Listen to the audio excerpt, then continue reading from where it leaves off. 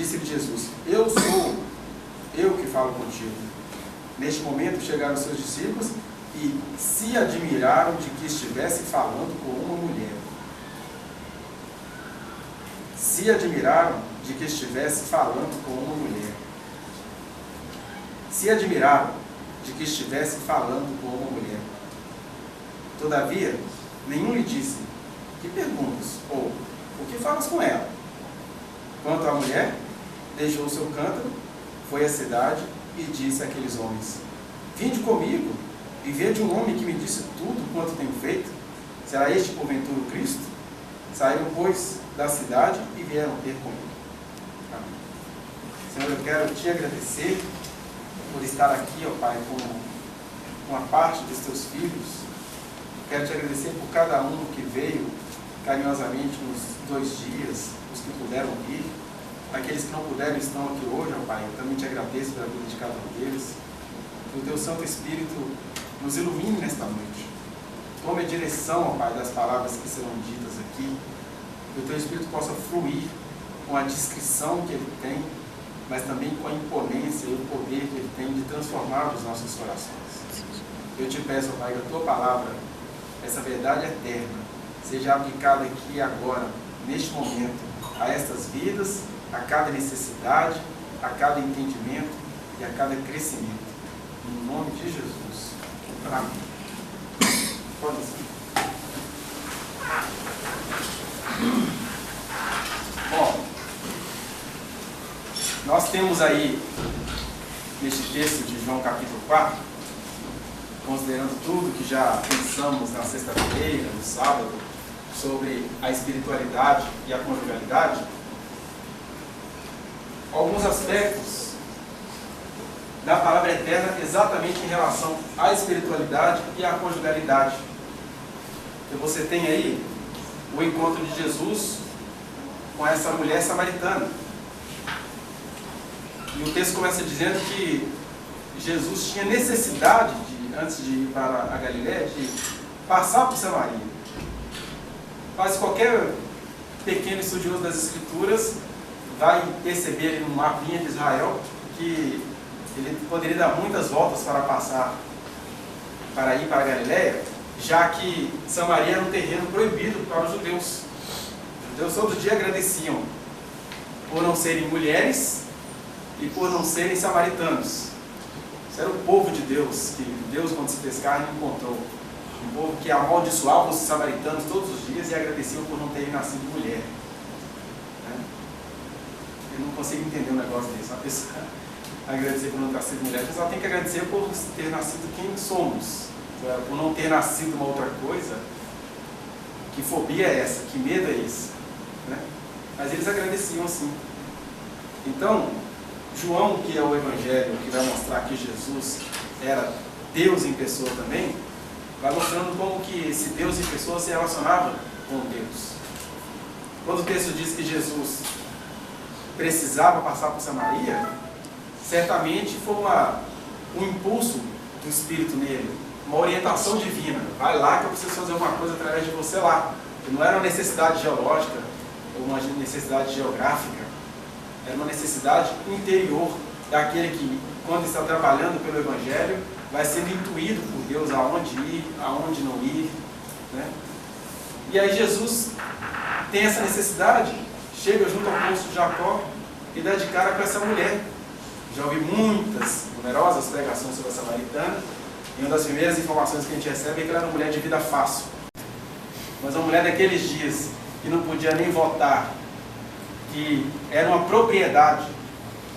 O grande debate que os evangélicos vão ter que encarar no final dos tempos é essa história do sexo ou do casamento. Porque na Bíblia, como escritura, você pode ter instruções específicas para cada situação específica. Mas lendo honestamente a Bíblia como escritura, como um texto bíblico, tudo que você vai achar sobre o sexo ou o casamento leva em consideração a primeira coisa trágica, por sinal, que a mulher é uma propriedade do homem. Tanto é que você não vai encontrar nenhuma referência sobre virgindade masculina nas Escrituras, por um simples fator: a mulher é que tinha de ser virgem, porque não necessariamente a ver com santidade, com pureza.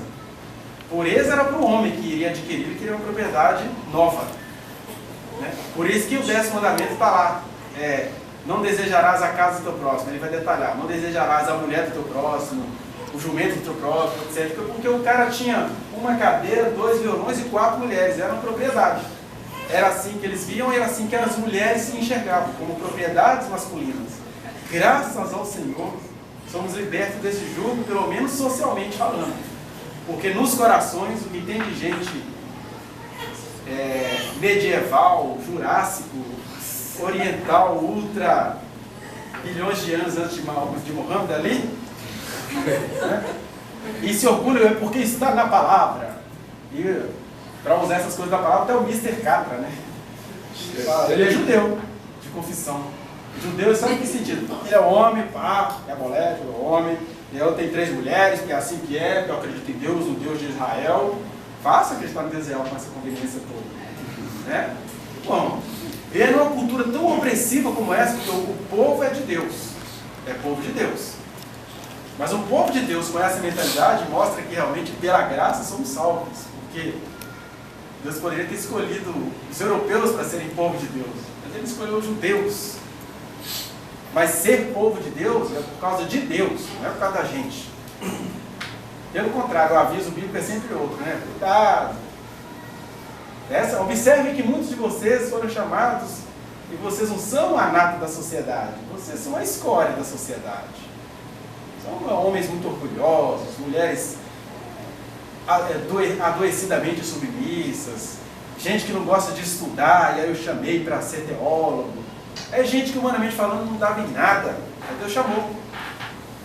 Eles deveriam fazer os chamados se sentirem humildes, no sentido assim, de que de repente aquele cara que aos seus olhos morreu ateu, lá na academia, ele não foi chamado para anunciar o evangelho aqui como você foi chamado.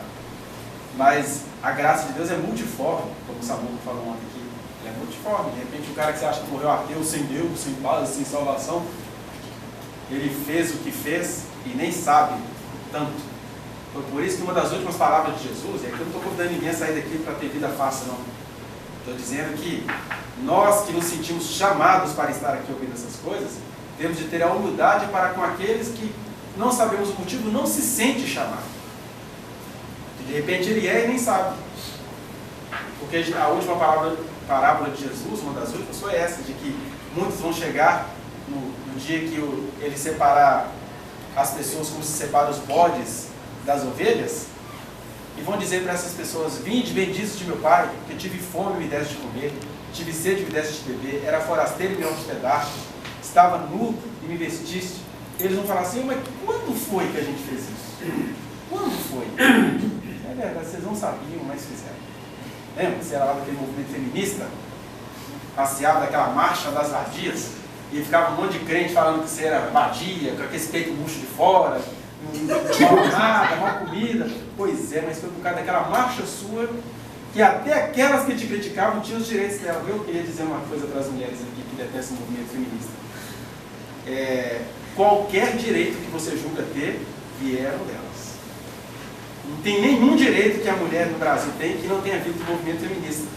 Eu não estou dizendo que todas serão salvas, que é uma denominação, só estou dizendo que muitas estão ali, pagando com a vida, com a reputação, com tudo, e vão chegar no juiz e vão falar assim: quando é que eu fiz? Eu nem acreditava, né? Pois é, você não acreditava, mas qual é o filho mais obediente? É aquele que fala não e vai, ou aquele que fala sim, Senhor, e não vai? Uma outra historinha que Jesus nos contou. E aí tem muita gente falando não, não. Por que eles falam não? Porque quando eles olham para essa cretaiada, falam assim: não vai rolar. Não vai rolar. Esse povo, eles acreditam em Deus, mas os caras não sabem participar de uma coisa pelo direito da humanidade. Só porque eles são crentes, eles acham que esse mundo vai explodir, mesmo que isso aqui tudo se exploda. Acham que gente que mexe com o movimento ecológico é fresco. Aí Deus tem um monte deles lá, que vão chegar e vão vir: pode entrar. E você só não me conheceu porque eu não te dei essa chance lá. Mas não me conhecendo, você fez tudo o que eu quis, é meu, pode vir. São esses os matizes da famosa doutrina calvinista da eleição, que é mal interpretada de acordo com as conveniências. Mas a eleição, você tem que suspeitar até da maneira como você interpreta ela. Porque Ele não quer que nenhum dos deles se perca. Agora, tem muitos deles que jamais estarão aqui no nosso meio, mas são dele. Tem muitos que nunca vão sair do nosso meio, mas nunca são deles. É só porque tem uma alma feiticeira mesmo, religiosa, agora que está no lugar, soltando as fumacinhas, e não faz nada do problema, ainda critica quem faz, né? Chama as feministas de mal amada, chama os ecologistas de afrescalhados, chamam os que têm mente aberta em relação à intimidade e à sexualidade de tarado pornográfico, e vai chamando todo mundo e vai nomeando tudo, né? E aí esqueceu, perdeu a própria alma. Aí, olhando para essas coisas, para essas realidades, que Jesus entende que ele tem de passar por Samaria, ele tem que encontrar uma criatura de vida fácil. Agora, quando você vai ler esse texto, você fala, vida fácil, mulher de vida fácil, mulher inteligente, peitou o cara assim na lata. Ela não sabia que ele era Deus, né? Ela peitou o cara. Tinha informações precisas sobre a sua cultura. Eles ficam falando que é para adorar lá em Jerusalém, mas o nosso pai possui um templo nesse monte. Mulher informada. E aí você vai dizer que é mulher de vida fácil, né? Aí Jesus pega essas criaturas que a gente gosta de julgar e fala assim, eu preciso reconciliar Deus com os homens, a começar de Samaria. E vai ser a partir de uma mulher, que deveria irritar todo mundo ali naquela comunidade, porque o texto diz que ela foi no meio do dia ao poço de Jacó, uma coisa que era estranha, não se sabe por quê, mas ela deveria ter tido uma encrenca com aquela comunidade dela, ou a comunidade expulsou e ela tinha que ir no horário que ninguém ia, ou ela mesmo escolheu, não vou me entrosar com ninguém não, porque todo mundo me entendendo errado. Isso acontece muito até hoje, né? Geralmente são as pessoas mais corretas, mas está todo mundo julgando essas pessoas. A pessoa se acha louca, se acha esquisita e vai ficando esquisita de tantos julgamentos, né? E aí de repente ela era dessa, ou ela foi excomungada pela comunidade samaritana, ou ela mesmo se isolou e falou, só vou pegar ela na hora que ninguém for. E tinha má fama. Agora má fama, reputação, quase nunca significa dignidade, né? Ela tinha má fama do que ela era. Mas a maioria das pessoas que eu conheço que tem má fama, quando você vai chegando perto delas e vai descobrindo quem elas são, e a gente se esquece que o nosso Senhor teve má fama da pesada, você fica cuidando da sua reputação. Fica aí, ó, não fale essas coisas, ó, cuidado com o seu tipo de palavra. Jesus era todo apaixonado. Por isso que ele teve fama de ser glutão, bebedor de vinho, amigo de publicanos e pecadores. Ele nem era assim, mas a fama dele era essa. A fama dele era essa porque na hora que ele estava lá pregando, e todo mundo vendo ele como um anjo, Lucas 4, ele está olhando aquele negócio ali, mas a religião tem que deixar enlouquecer. Aí ele começou a falar das verdades de Deus, e no meio do sermão, ele estraga o sermão, porque ele não era teólogo politicamente correto, ele só era pregador da palavra. Ele estraga tudo. O sermão estava 100%, quando o texto fala que todos o olhavam atentamente como um anjo. Esse cara é bom, e ele podia saber preservar isso, né? Conforme Malafaia nos ensina. Tem que saber preservar essa coisa. Mas Jesus não é Malafaia, então ele estraga tudo. Ele olhou assim, certamente me direis esse provérbio, médico, cura a ti mesmo, cura-te a ti mesmo. Mas olha, tinha muitas viúvas em Israel, e Elias foi caçar uma viúva lá de Sarepta. Mas Sarepta? E a viúva pobre, velha, de Sarepta? Nossas viúvas são mais bonitas, elas viúvas de Deus. Muitos leprosos havia em Israel, mas Eliseu foi enviado a outros. E ele vai dizendo o seguinte, ó, o povo de Deus não foi apto para fazer as coisas de Deus desde sempre. Por isso, cuidado com esse nome, povo de Deus. Porque Jesus estava querendo dizer o seguinte, eu tenho povo no mundo inteiro, vocês nem sabem. Vocês tiveram uma vocação para ter essa fama. Mas os verdadeiros povos de Deus, vocês não sabem onde é que eles estão. Né? Eu nunca vi Jesus fazendo uma sexta-feira da guerra contra a macumba. Porque os macumbeiros estavam às vezes sentados atrás deles, né? Ele olhava, raça de víboras. O outro só é macumbeiro porque ele conhecia o que era a verdade. Estou convidando você a ser macumbeiro, só estou dizendo que até para isso você tem de ter outros olhares, né? Porque o Evangelho é poder de Deus, então não é a sua intervenção chata na vida dos outros que é poder de Deus, não é só a guerra contra a macumba, guerra contra os terreiros, marcha para acabar com essa pouca vergonha que vai acabar com o nosso país. Eu nunca vi um pessoal que acredita que o Evangelho é poder de Deus querer que leis resolvam problemas do coração humano. Né? Não marcha contra gay, marcha contra a prostituição, marcha contra você. Gente, vocês são do Evangelho, deixem aprovar o que for, que Deus vai continuar salvando corações. O Evangelho vai continuar transformando corações. E a nossa missão é acolher esses corações, porque uns serão transformados visivelmente e outros não serão transformados tão rapidamente. A gente tem de acolher. Agora eu quero resolver tudo na lei, bota representante lá, Deus me livre. Eu quero representante sim para melhorar o IPTU, para melhorar as contas de luz e de água, para ver a questão de São Francisco que está secando. A gente seria representante para isso. Agora representante sobre a sexualidade alheia, representante sobre as mulheres que entendem que querem viver do seu comércio, do sexo, deixa aprovar as leis e vai ser colega delas. A maioria é muita gente boa. Vocês vão perceber que é só fama que tem. E só está esperando alguém acolher para ser salvo. Aí Jesus chega para uma mulher dessa de vida fácil e descobre que ela não é fácil. Por isso que ela teve 5 maridos e o 6º não era o seu marido. Porque ele estava dizendo, uma mulher numa condição daquela. Era uma propriedade. Aí desde a lei de Moisés elas tinham permissão para se casar. E aí ela só podia se livrar do traste do marido dela depois que ele morresse. Como Romanos 7 fala. Como ela era propriedade, se o marido não gostasse dela, ele podia se separar dela, mas ela não podia se separar. Ela não podia. Não tinha escolha feminina na questão da separação. Por isso também que qualquer texto sobre divórcio que você quiser encontrar na Bíblia, ainda é um texto meramente cultural, porque fala do direito de se separar apenas por parte do homem. Mulher, os judeus dos dias de Jesus imaginavam que mulher, se tivesse cérebro do tamanho de uma ervilha, porque ela foi feita por Deus para parir e me dar filhos. Olha o contexto. Aí chega essa samaritana com esse cérebro todo. Os homens não aguentavam essa mulher. Não aguentavam a inteligência dela. Ficavam excitados com a inteligência dela. Essa mulher tem uma bobagem. Essa mulher não é fácil.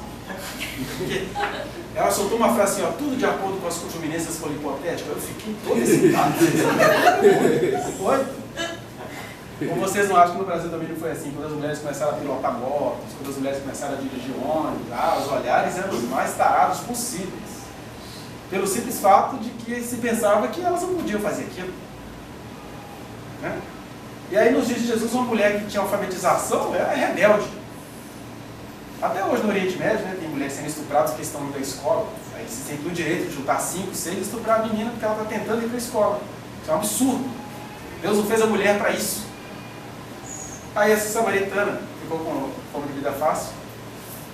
Mas a verdade, se ela fosse de vida fácil, é aí que o texto nos ajuda a entender, ela nem teria se casado 5 vezes. Ela não se casou 5 vezes porque ela tinha vida fácil, não. Ela se casou 5 vezes por uma das duas questões. Ou ela era uma mulher muito bonita, vistosa, atraente, interessante, que foi atraindo a atenção dos maridos, e junto com isso, ela era uma mulher intelectualizada, porque basta você ver o diálogo dela com Jesus, que vê assim, ó, a mulher sabe conversar, filho. E aí, sabendo conversar, quando você sabe, você já não deixa ninguém de passar rasteira, e vamos deixar. Aí casou com o primeiro marido. Aí ele deu carta de divórcio para ela. Aí eu falei, ó, é bonita, mas mulher inteligente eu não dou conta não. Casou com o segundo, olha, eu não acho ela tão bonita, mas é inteligente demais, não rola. Carta de divórcio para ela. E aí cada segundo marido e terceiro que é pegando, uma propriedade usada. Já foi usada 2 vezes, já foi usada 3 vezes, já foi usada 4 vezes, já foi usada 5 vezes. Aí chega o 5º marido e fala assim, divórcio nada, eu te repugio em nome de Yahvé. Isso é coisa ruim, rapaz, você não é minha submissa. Você pensa demais no gosto. Ó, a empresa está indo pro buraco, mas eu sou um homem, rapaz. Quer dar uma opinião aqui não? Você matou de vergonha na frente da minha mãe? Isso acontece ainda hoje, você sabe. Eu queria que você me desse um copo d'água lá, me honrar na frente do meu amigo. Casei para isso não. Aí esse não deu carta de divórcio para ela, como mandava a lei de Moisés. Ele repudiou. E uma mulher repudiada, ela tinha 3 ou 4 opções. Ou ela ia se tornar mendiga, porque repudiada fez coisa errada. Se o marido não quis, se o marido era rei, sacerdote, profeta na casa e não quis, fez coisa errada. Então, ela iria mendigar. Mas para uma mulher inteligente e bonita mendigar para comer o pão, acontece como muitos casais que têm crise, que a mulher está querendo separar do marido e aí ela está precisando ainda que ele leve o gás na casa dela. Beleza, eu trago um botijão, mas você tem que me dar alguma coisa hoje à noite. Se é assim com o ex-marido, imagina com quem nem te conhece, mendigando o pão. Aí, ela tinha que mendigar o pão, mas para comer tinha que se dar. Ou ela iria se tornar prostituta, que aí ela não precisava mendigar, ela administrava aquilo ali, ganhava o dinheirinho dela, né? Ou então ela ia casar de novo, mas casar de novo era aquela história, né? Estou casando com você, eu te tirei da pior, você vai fazer tudo que eu quero. Então casar de novo era sofrer o triplo. Então, entre mendigar, casar de novo e se prostituir, o mal menos pior do ponto de vista delas, e você vê que o mundo é tão caído que, infelizmente, o primeiro movimento feminista foi na prostituição mesmo. Mas se você considerar o contexto cultural, você começa a entender que é melhor do que mendigar e ser escravo de um homem oficialmente, com autorização para te sacanear, é melhor se prostituir. Aí, por isso, nos dias de Jesus, você tem aquela pancada de mulheres prostitutas. Não é que elas gostavam disso não, é que era o mal menos pior que sobrava para elas, né? Não tinha delegacia da mulher, não tinha direitos, não tinha nada. Ainda tinha isso, né? Qualquer coisa que aconteceu de errado, você procurou, né? Então, mas a samaritana ainda sobreviveu. Ela não se prostituiu não, ela recebeu o repúdio do seu 5º marido, e aí, né? Conheceu o primeiro, segundo, terceiro, quarto, começa a ter uma manha sobre o que são os homens. E aí ela conheceu um carinha lá, vão ficando aí. Vão ficando, talvez se sentindo muito culpado daquela situação, mas nunca deixando de ser a samaritana. Por que eu sei disso? Porque Deus não ia encontrar com uma alma leviana. Deus não iria se encontrar com uma alma que não tem princípios. Deus não ia se encontrar com uma alma que conhece os seus ensinamentos e não está nem aí para ele. Agora, para uma mulher que foi casada 5 vezes, estava com o 6º peguete, porque ela foi obrigada a ficar com ele. Deus não, com essa eu falo, porque ela está assim por causa das condições sociais, mas ela não é assim. Aí Jesus se encontra com ela, né?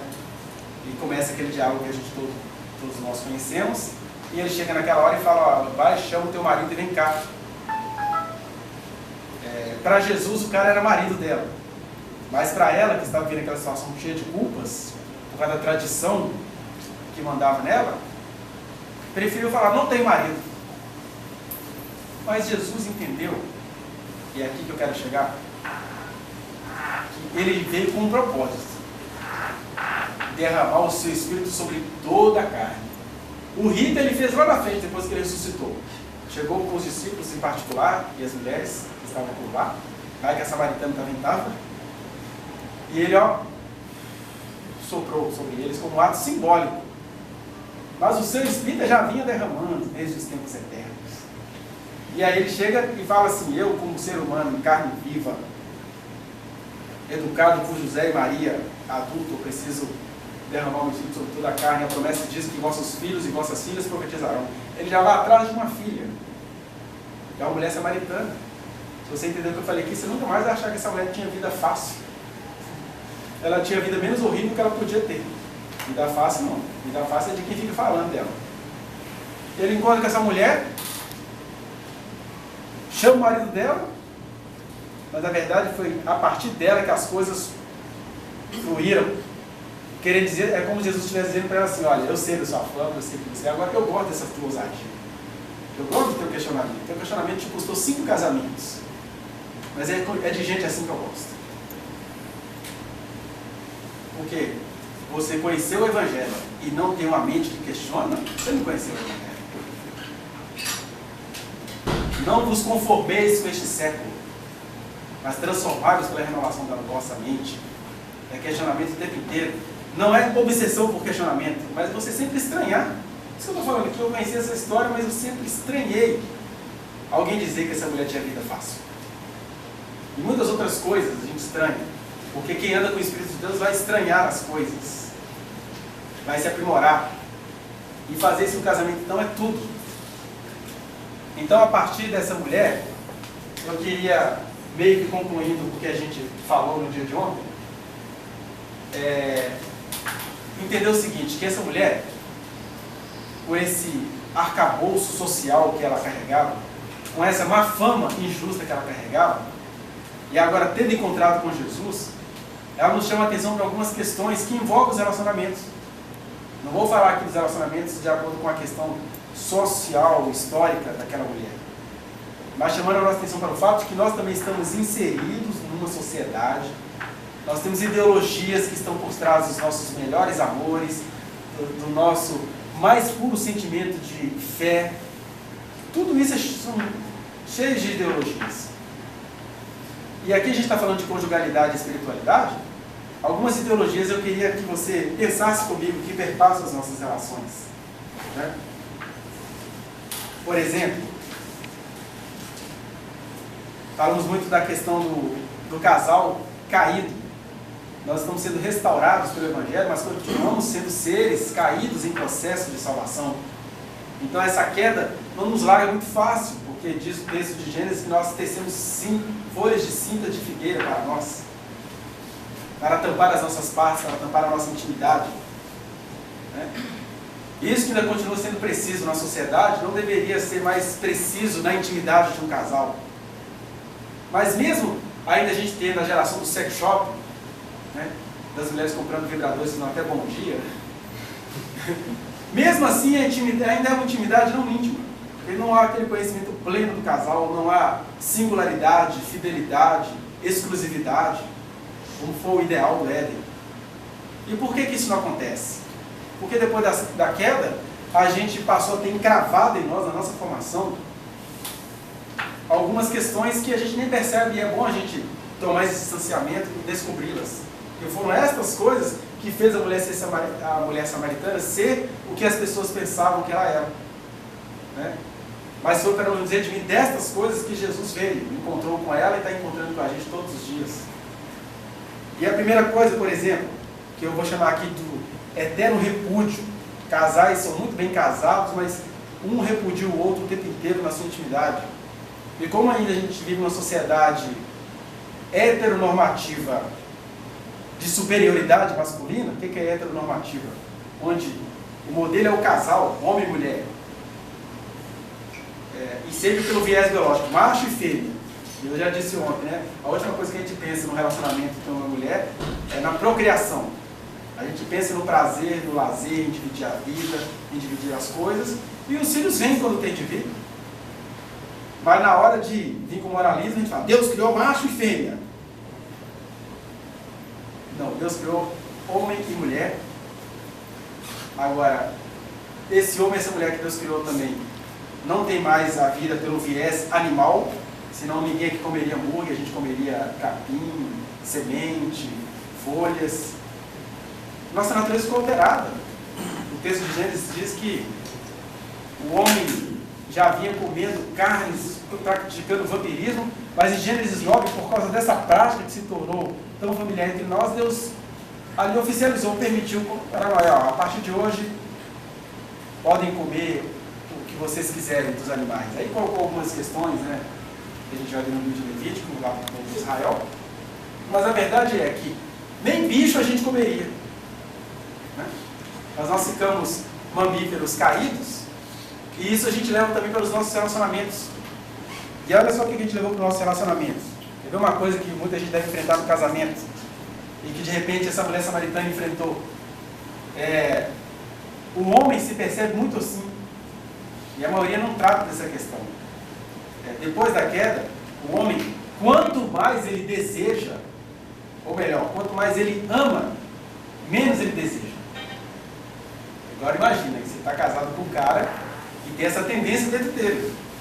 Quanto mais ele te ama, se declara para você, em todo carinho, menos ele te deseja. Ele pode até não contar isso para você, mas ele percebe isso. Cara, ele é a mulher dos meus sonhos, a mulher da minha vida.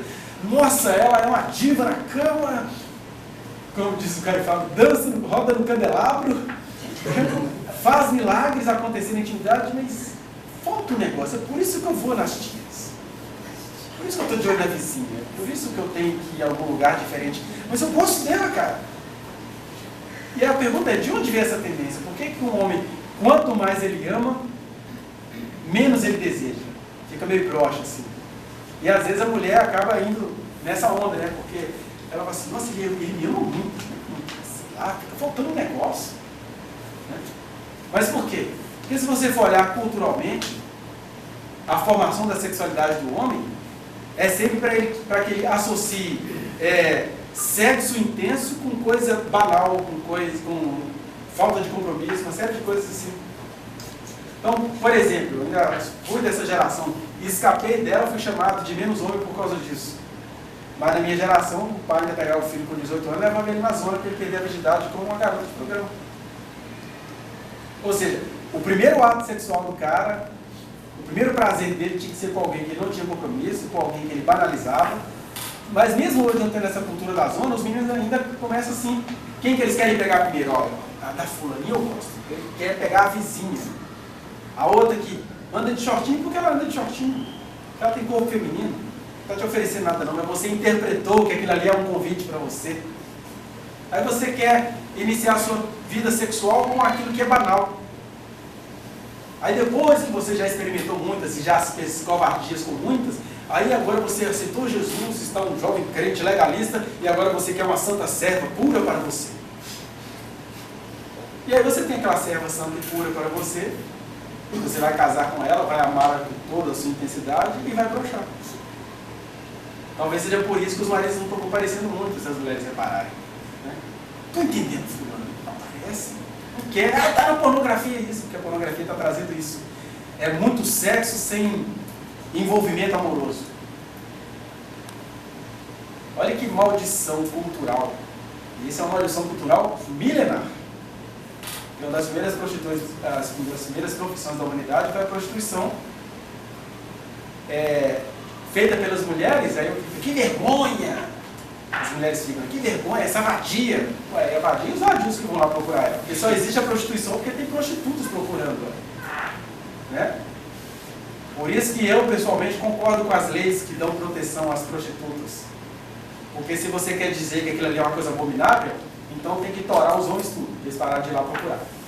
Mas se não vai parar por uma coisa, eles vão continuar indo procurá-las, então elas têm que ter proteção. Isso tem nada a ver com salvação, isso tem a ver com justiça social. Né? E a grande verdade é essa.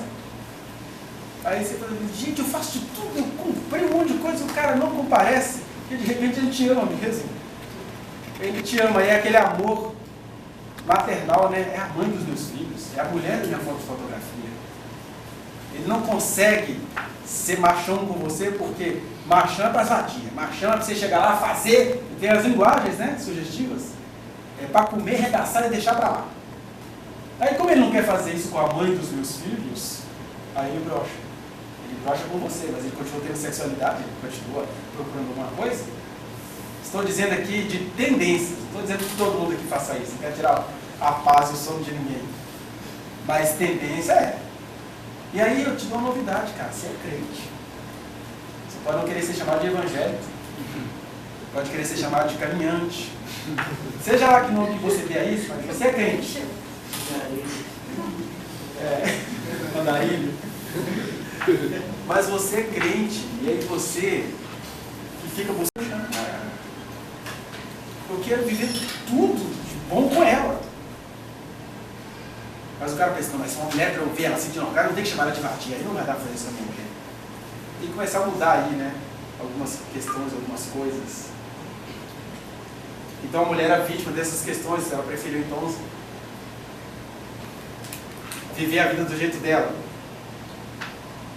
Aí a gente vê que tem esse contraste, porque o homem, quanto mais ele ama, menos ele deseja, e a mulher, por outro lado, a tendência dela é, quanto mais ela ama, mais ela deseja.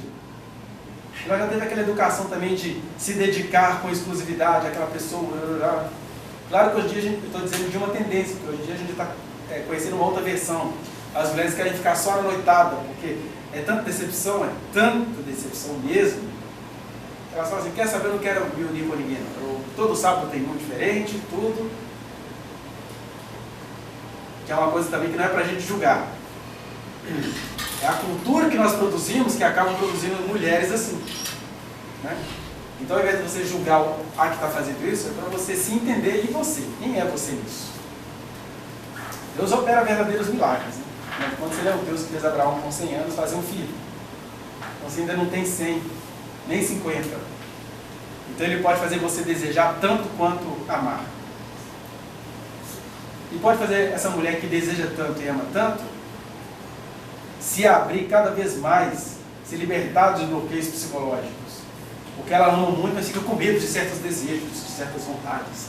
Ela acha que se você quiser certo tipo de cabeça, você está sendo vadio. Eu não quero ser vadia. Mas como é que alguém pode ser vadio do próprio marido? Como é que alguém pode ser uma pessoa ruim citando toda a liberdade com a pessoa com quem você tem mais intimidade? Aí a gente tem que aprender também a não trazer conceitos de fora para dentro da nossa intimidade. Né? Uma segunda coisa, dentre tantos que a gente poderia falar, que o homem assim, ele acaba confundindo sexualidade plena com lascívia. Né? E a mulher acaba confundindo santidade com ausência de sexualidade. Porque o cara ele é violento, ele é lascivo, aí ela também vai tirando o desejo que ela já tinha. Algumas mulheres ficam na atenção, tem que marcar data para poder fazer o sexo, para ver se controla um pouquinho, porque o cara não sabe descontrolar. São coisas que não vai dar para a gente aprofundar muito, mas que há meios de correr atrás disso, de tentar entender isso, de se aconselhar, de procurar uma terapia, quando for o caso. Olha uma outra coisa cultural, que a gente valoriza muito, eu até falei um pouquinho dela ontem. O homem romântico, né? E uma frase que eu queria que você nunca esquecesse, que por trás de todo romântico compulsivo, há um perverso escondido.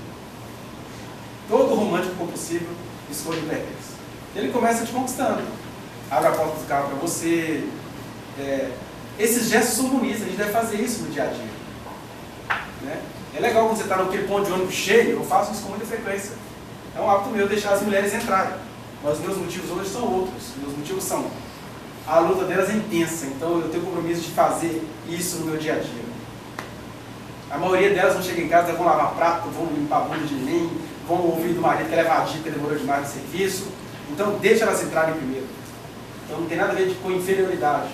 Mas geralmente um rapazinho que se sente sofrido, e as mulheres são todas safadas, ele tem que achar uma na qual ele acredita, aí ele começa com o cavalheirismo porque ele está achando que você é uma criatura inferior mesmo. Então a fraca vai primeiro. O gesto é, ô meu filho, pode entrar. Mas a mensagem é, você não presta mesmo, entra aí. Estou te preparando como se prepara um peru de Natal, tudo vinho para eles, que eu ainda vou te abater.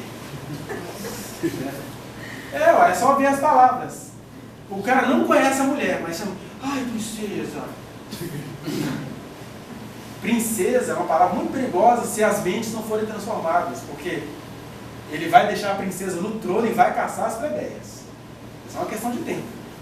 Ai, isso é minha bonequinha, verdade. Vai ficar na estante a boneca e vai se relacionar com mulheres que respiram. Né? Tem aquela história, ai, minha menina, não, você é minha menina. É uma coisa pedófila.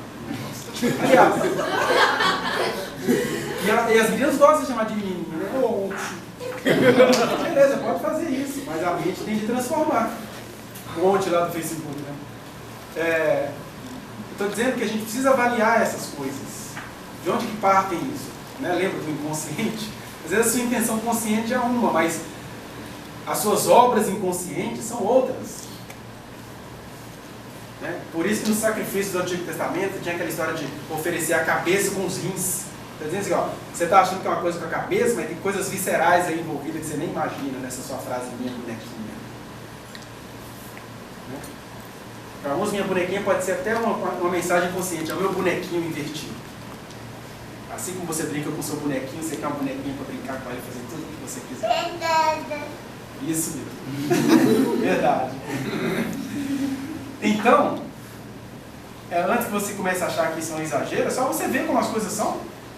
E a maioria dos relacionamentos começa com esse romance todo, desde aquele buquê, né? Até acabar nisso, sim, a gente está casado de fachada, mas não olha mais para mim mesmo, acha que eu sou doido, que eu sou fresca, que eu vivo sonhando. E, então, por trás desses romantismos, pode estar escondendo uma coisa muito maligna, muito macabra. Uma coisa, por exemplo, que a gente pode ver é que o homem, por exemplo, ele chega e ele está querendo, na verdade, uma mãe para os filhos dele, por exemplo. E isso vem toda uma herança. A mãe ensinou para o menino que ele tem que ser servido, que a mulher tem que se dar o respeito, que mulher assim mesmo, ela tem que fazer as coisas dentro de casa. Até hoje as coisas são assim. Mais que a gente fale dessas coisas, elas continuam acontecendo dentro das casas. Né? Aí o menino percebe, ele vai folgando, ele peita a mãe, né? E a mãe não faz nada, fica assim desanimada, vai reproduzindo esse monstro. Então, como a gente vai ver, desde os primórdios as coisas são assim, na história da humanidade. A mulher é uma propriedade do homem, então a propriedade tem que ser tratada até quando ela começar a ser usada. Depois que começou a ser usada, vamos banalizar. Você vê, por exemplo, o homem ele gosta mais de um carro do que da mulher. Eu tenho amigos muito queridos, que eles passam o sábado inteiro, ele está fazendo nada, o carro dele está lá na oficina, tá lá, ele fica lá no portão o dia inteiro, conversando, ligando no celular. É o futebol com o trabalho, os meus amigos, é a cerveja o dia inteiro, só homem, só homem. E aí você fica assim, como esse cara tem uma princesa em casa, por que eu não gosto de ficar com ela? Cara, meus amigos, né, também, isso todo dia, não estou nada contra o futebol, nem contra a sua cervejinha, nem contra a sua diversão. Mas essa troca sistemática, de todo final de semana, você largar sua mulher para lá e ficar com os homens no futebol, isso é um homossexualismo disfarçado. Aliás, para mim, há culturas altamente homossexuais, e elas abominam a homossexualidade, né? Mas eu vejo uma coisa profundamente homossexual você chegar num templo islâmico, desculpem os islâmicos que porventura esteja aqui, mas tem tanto de homem sem nenhuma mulher presente. O machismo é um grande ato gay. O cumprimento deles também, que beijam. Mulher não pode, agora o homem não se beija. O machismo é uma grande gaysice. Como diz o Gabriel Pensador na música dele, macho é roliço, macho é gostoso, malhar é melhor que mulher. É isso mesmo. Eu gostei desse verso do Gabriel Pensador. O macho é esse, que para ele malhar é melhor que mulher. A mulher é só mais um tipo de malhação que tem, que chega, pega, arrebenta, estupra, vai, rasga, chuta. O cara não faz assim descaradamente, mas se as mulheres pensarem em algumas coisinhas, elas vão ver que é assim. Que é aquela coisa assim, usei. Daí aquela série, né, que o cara, se a homem vou lhe usar, é isso mesmo. O cara usa. Isso é uma violência. Que veio depois da queda do Éden. E que pega todos nós e a gente tem de se colocar no altar do Senhor todos os dias para queimar isso. Mas se vocês entenderem isso, o machismo é uma grande gaysice. Não a gaysice dos homossexuais verdadeiros, estou aqui criticando os homossexuais que seguiram assim. Quer dizer, a gaysice daquele que critica a homossexualidade. Você critica tanto agora um homem, não sabe ver assim, não. A gente nunca se pega, não, espada. Não precisa, há muitos sexos virtuais. Inclusive, você perdeu o tesão para sua esposa, vai falar o dia inteiro com um monte de homem no futebol, na cerveja, foi alguma outra coisa, realmente, tá ruim. Tá ruim. Mesmo que à noite você acaba com a garota do programa, mas passou o dia inteiro com um monte de homem. Né? Por isso que a mulher samaritana foi se tornando a mulher samaritana. E aí você tem, por exemplo, estava dizendo que os homens são incestuosos desde o começo da humanidade, por exemplo. Em todas as culturas, é prático que o homem sempre escolha uma mulher muito mais nova do que ele, muito mais novinha do que ele, para formatá-la. Aí na nossa cultura as coisas são mais igualitárias, o espírito pedófilo continua. Eu vou falar uma coisa aqui sem querer interferir nas práticas íntimas das pessoas, mas só dando um exemplo de onde isso nasceu. E aí a gente teve, por exemplo, a luta das feministas, quando elas, apenas um ato de protesto, saem com o sovaco cabeludo, com as intimidades todas peludas. Não quer dizer que elas querem andar assim, elas estão dizendo o seguinte: gente, será que dá para deixar a gente ser natural? O dia que eu quiser tirar, eu tiro, o dia que eu quiser deixar, eu deixo? Porque, na verdade, há uma coisa pedófila nessa beleza feminina ocidental, que as meninas nascem achando que é uma coisa que tem que ser assim, mas se você for olhar as origens, aqui no Brasil, por exemplo, aliás, tem uma depilação que se chama-se depilação brasileira, né? Que é aquela do tira tudo. Diz que lá nos outros países tem o Hitler, o triângulo, não sei o quê, né?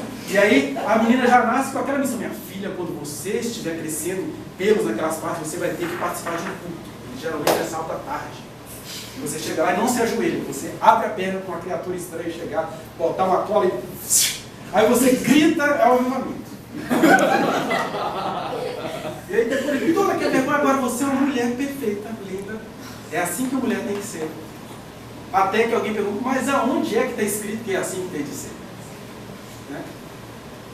Mas se você for pegar, por exemplo, no Brasil, as mulheres começaram a se depilar totalmente porque os bons pais de famílias, maridos pedófilos, são pesquisas aí, até de ciências sociais, pegando a zona boêmia de Belo Horizonte, zona boêmia de várias capitais do Brasil, foram descobrindo os depoimentos. Aí era assim: as mulheres tinham a parte de onde tem pelo, tinha pelo, né? Umas aparavam, outras formatavam, outras faziam o que quisessem, e todas deveriam ter esse direito, porque meu corpo, minhas regras mesmo, né? Ninguém fica dizendo para o homem o que ele tem que fazer. Até que aqui tem homens marombados, homens com barriga tanquinho, homens, né, barrigudos, e nenhum deles perderam o amor da mulher por causa disso. Mesmo elas tendo as preferências dela, bem, eu queria que você fosse mais assim, mas ela sempre fala como sugestão, e nunca como uma imposição. Agora o homem não: mulher, rapaz, tem aí, eu quero você lisinha como você nasceu. Olha o espírito pedófilo. A gente tem uns pedófilos na sociedade que faz o ato em loco, mas a mente pedófila é uma entidade.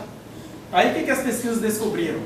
Que nos depoimentos das mulheres antigas, as mulheres de família tiveram que aprender a se depilarem com as mulheres da zona. Por quê? Os caras frequentavam zona, as mulheres eram muito peludas, elas tinham chato, carrapato, barato, tudo quanta coisa lá, porque aquele monte de homem sem higiene nenhuma. E aí, para elas se livrarem daquilo, para continuarem adquirindo clientes, elas começaram a tirar tudo. Aí o cara ia lá, olhava aquilo, gostava daqui, chegava e falava: mulher, me vê esse troço, é isso? Raspa isso aí. Aí começou a depilar, a raspar. Aí por isso que chama de depilação a brasileira, porque essa é uma prática prioritariamente brasileira, né? De maneira que até num ato simples de higiene feminina, eu acho engraçado alguém falar assim: não deixa de ter nenhum pelo não, porque é muita sujeira, né? Muita sujeira. Engraçado, o cara tem pelo lá e ninguém acha que ela está suja, né? Quando ele tem, alguns gostam de se depilar também, mas quando gostam é um ato dele, é uma escolha dele. O que eu estou dizendo aqui é contra essa ditadura que diz que todas as mulheres têm que ser de um jeito, que se não for é menos mulher, se não for é feminista, se não for é mal amada, né? Os relacionamentos deveriam ser menos estressados nesse sentido. E aí o que acontece? Acaba que uma prática dessa, como a depilação brasileira, tem duas origens. Uma é a promiscuidade, o cara foi lá, teve que mandar depilar para poder ele ser um cliente fixo. E a outra é a pedofilia, porque o cara quer olhar para aquilo lá e quer ver lisinho como... Não quer dizer que é assim que você olha para sua mulher hoje em dia. Estou dizendo que a origem foi essa e ninguém questiona isso. E aí você vê que é uma coisa adoecida, porque a pessoa sente que está cometendo um pecado porque não depilou hoje. A pessoa fica estressada. Vai brigar comigo. Também acho estranho o marido brigar com a mulher porque ela não se depilou. O negócio tem meio milímetro. Ainda vai crescer muito. Aí o cara fica bravo com aquilo. Essa braveza sua é que está te denunciando essa herança cultural promíscua e pedófila, sem querer entrar nos hábitos e nas intimidades de vocês. Mas eu acho que se algum homem fiel de Deus entender isso, ele já vai ficar menos bravo o dia que ele achar que a mulher ainda não se depilou. Ele vai ficar menos bravo até ele ficar pacificado e até as coisas serem como elas têm de ser. Né? Então, acaba que é muita cobrança, um fardo muito pesado imposto, né, sobre as mulheres no relacionamento. Uma outra coisa que a gente vai vendo aqui, eu estava dizendo dessa questão da pedofilia, né, que o homem tem o sonho sempre de casar com uma mulher mais nova, e a mulher já nasce adaptada para isso, né? Ela não pode ficar muito mais nova, porque um cara mais velho, que já chegando, já sabe o que quer, não tem aquela mentalidade de a gente vai construir as coisas juntos. Né? Quem casou com a idade que tem, casou-se, está casado. Também não tem nada de errado em alguém se apaixonar por outro com uma diferença aguda de idade, desde que isso sirva para ambos os lados. Agora, essa história cultural de achar que o homem tem que ser mais velho, a mulher tem que ser mais nova, você está alimentando a inferioridade feminina nisso aí. Por que o homem tem que ser mais velho, a mulher tem que ser mais nova? Ela é um bebê que vai aprender com você? Será que ela não pode ser tão mulher quanto você é homem? Será que não pode haver construções aí?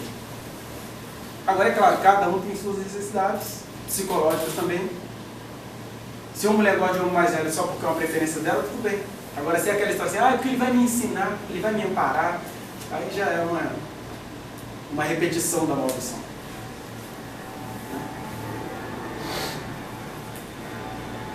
Outra coisa que é terrível que a gente vê nos relacionamentos. Eu conheço, por exemplo, muitos homens que, na verdade eu conheço um caso especificamente, os outros mais disfarçadamente. Ele foi capaz de namorar com a menina durante 3 anos, porque ele tinha um fetiche. O fetiche dele era ser o primeiro a romper o ímã daquela menina. Eu estou dizendo isso porque ele falou isso. Só que esse falou, mas o que os muitos outros não falam e fazem é isso. É de estar sempre procurando numa mulher a realização de algum fetiche. As nossas músicas denunciam isso, né? O cara não gosta da mulher, ele gosta de pernas. Ele gosta dos órgãos sexuais que tem os nomes mais profanos que vocês conhecem aí fora. Ele gosta do par de peitos. Então é aquela coisa toda esquartejada. Então, até quando o cara acha que ele está gostando de uma mulher, ele está gostando de partes da mulher. Mulher mesmo, ele sai correndo. Né? Ou como não pode sair correndo, ele desqualifica. Ele vai secando ela até ela morrer. Muitas mulheres sendo ressecadas todos os dias, sendo minadas na sua credibilidade. A mulher fica até neurada, porque o cara não ejaculou numa relação sexual, é a 59ª relação sexual dele, naquela ele não ejaculou, ela já acha que o problema está nela. Aí o que eu fiz? Mas será que foi essa cultura daqui? Começa. Então é uma tragédia o homem olhar para a mulher como um ser esquartejado, é uma tragédia a mulher pensar que a culpa de qualquer fracasso dele está nela. Né? E por fim,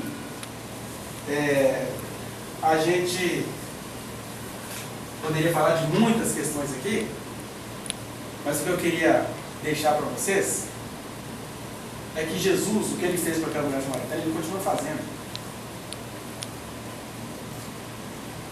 Não sei se vocês perceberam, mas eu peguei uma via nas 3 noites que eu falei aqui com vocês.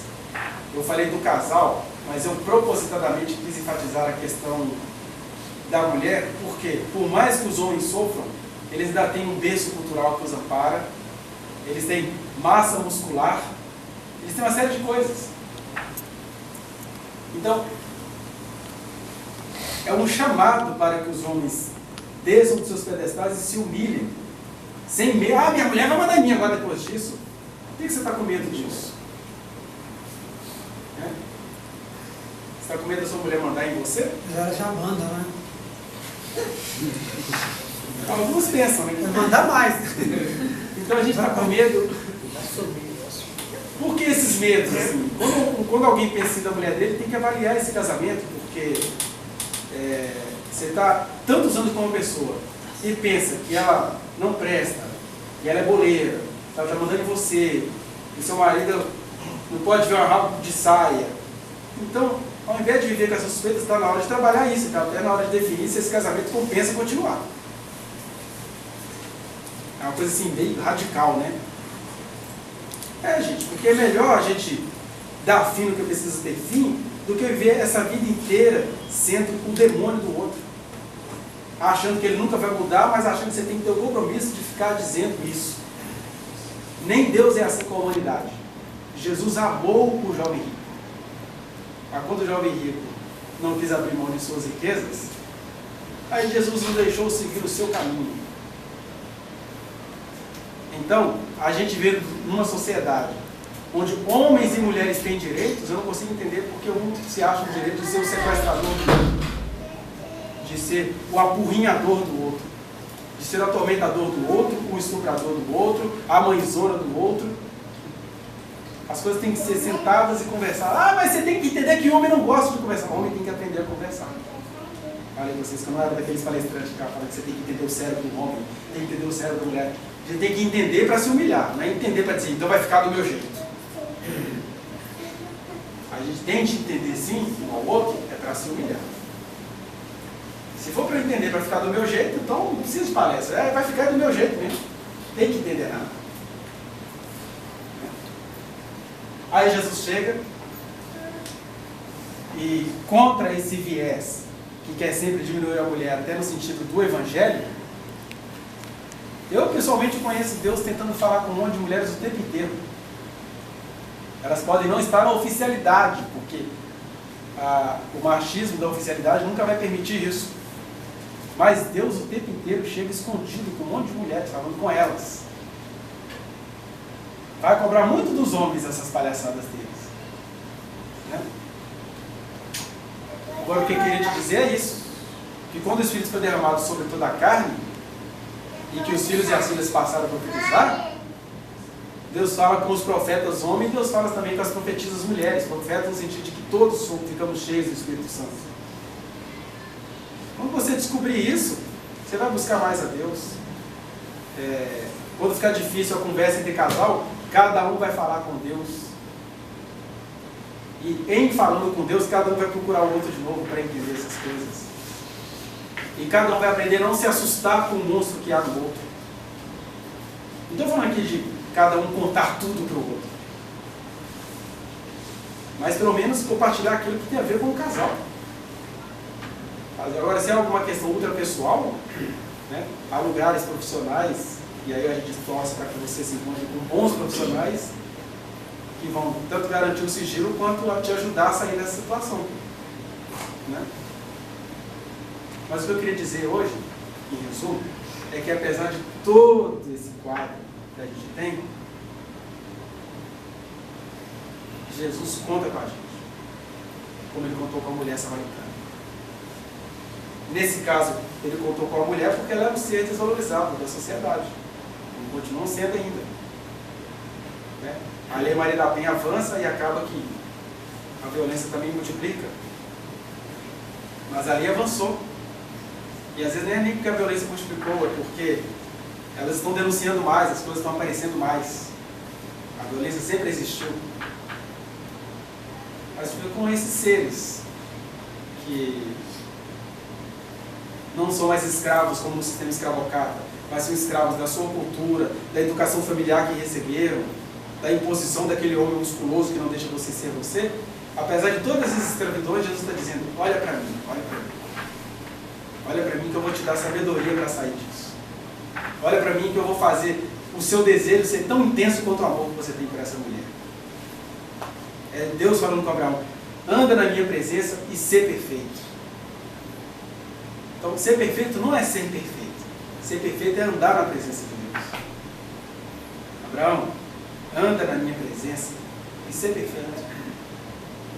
Se for falando das suas questões mais abomináveis comigo e for me confessando, você vai sendo perfeito. E ser perfeito também é descobrir que sempre você vai descobrir uma imperfeição em você. Então, eu quero agradecer aos irmãos, o carinho, a paciência. Não sei se vocês conseguiram captar tudo. Tem muita coisa que vem truncada, tem muita coisa que eu te peço paciência também para você ir entendendo com o tempo. Até porque nós estamos falando aqui do Evangelho, né? O Evangelho, quando ele está assim em grupo, é para a gente exercitar a comunhão e uns ajudar os outros a entender algumas coisas. Mas há certas questões do Evangelho que você vai entender só lá, na sua particularidade. Porque Deus que quer a igreja, eclésia, os 2 ou 3 reunidos em seu nome, eclésia é isso, 2 ou 3 reunidos em seu nome, mínimo. Esse mesmo Deus que quer 2 ou 3 reunidos, também disse que ele está esperando ele quer habitar com aquele que é contrito, abatido de coração e que treme da sua palavra lá na sua intimidade. Então, de maneira que não adianta você ter uma vida só particular com Deus, você está deixando de ser eclésia. Por outro lado, também não adianta você ter vida de eclésia só com Deus. Ele está esperando habitar com você lá na sua intimidade. Aí essas coisas da ultra intimidade vão se esclarecendo, vão se clareando, desejos vão mudando, alegrias vão retornando, O que você achou que tinha acabado está só começando. E algumas coisas que tendem a acabar, acabaram. Porque Ele é o Deus de toda a graça, que nos visita nos mais altos montes, nos mais profundos abismos das nossas almas. Então, muito obrigado, foi um prazer estar aqui com vocês, e que o Espírito Santo continue iluminando. Graças a Deus. Queria agradecer ao Oliver, a família, que aproveitar as nossas pais, e de quebra trouxe esse conhecimento, que com certeza contribuiu para a gente, desnudou a nossa alma. É interessante ver alguém com essa experiência, com essa vocação, com esse dom, com esse conhecimento humano, contato já há muitos anos no Evangelho e na formação, e mostra como que Paulo é verdadeiro quando diz que todos pecaram e carecem da glória de Deus, que os nossos pés estão desviados, que na nossa boca sai veneno, que até a nossa mais pura oração ainda tem queda, que todos pecaram, que às vezes a gente pode ver. Então essa intenção pedófila, gente, do interior do coração do homem saem os pedófilos, do interior do coração do homem saem os homicidas, os assassinos. É por isso que nós estamos aqui no caminho da graça. Eu sou uma nova criatura em Cristo, mas eu sou simultaneamente justo e pecador. A salvação já é garantida em Cristo enquanto eu experimento ela dia a dia aqui, vou sendo transformado à luz da graça. Eu não tenho julgamento dele mais, porque foi feito de uma vez e para sempre em meu favor. Entretanto, é à medida que eu vou andando com ele que essas coisas vão sendo tratadas, vão sendo curadas. É por isso que Jesus, e aí não adianta teologia, se vai ser arminiano ou calvinista para tentar fazer esse tipo de interpretação, que Jesus, na oração do Pai Nosso, vai dizer: Senhor, não nos deixe cair em tentação e livra-nos do mal, que está dentro da gente. Não nos deixe cair. É o Deus com o pé no freio, porque se tirar o pé do freio, aí acaba o juízo. É terrível, né? É terrível que a gente julga quem não tem que julgar e deixa de julgar quem tem que julgar. Vou explicar o que é isso. O próprio Jesus fala: não julgueis, para que não sejais julgados, porque todos nós estamos debaixo desse guarda-chuva da queda, onde a nossa mais pura oração pode ser vaidosa: Senhor, eu não sou como esses que estão aí. Ah, Senhor, eu não faço uma relação sexual há muitos anos. Eu sou mais puro do que aquele adolescente sem vergonha que caiu com aquela filha do diabo. Meu Deus. Olha a oração carregada de pecado. É por isso que nós estamos no caminho da graça, não enquanto instituição, que nem é, mas na graça do Senhor, olhando para Ele, tentando ser perfeito. E aí a gente julga quem não tinha que julgar, que é a queda moral, que é o pecador, que é o pequenino. A gente luta contra eles, na marcha contra os homossexuais. E aí quem tinha que julgar, que é julgar os espíritos se procedem de Deus, que são as palavras, que são quem prega, é a comunicação, essa a gente não julga, porque aí a gente interpreta que não tem que julgar. Eu vou te contar. Eu sou mais expressivo, né, gente? Eu não aguento. Aí é um problema, aí a gente vai no julgo. E Jesus falou que julgai os espíritos se procedem de Deus. João vai dizer isso lá na carta. E Jesus fala que as palavras são espírito.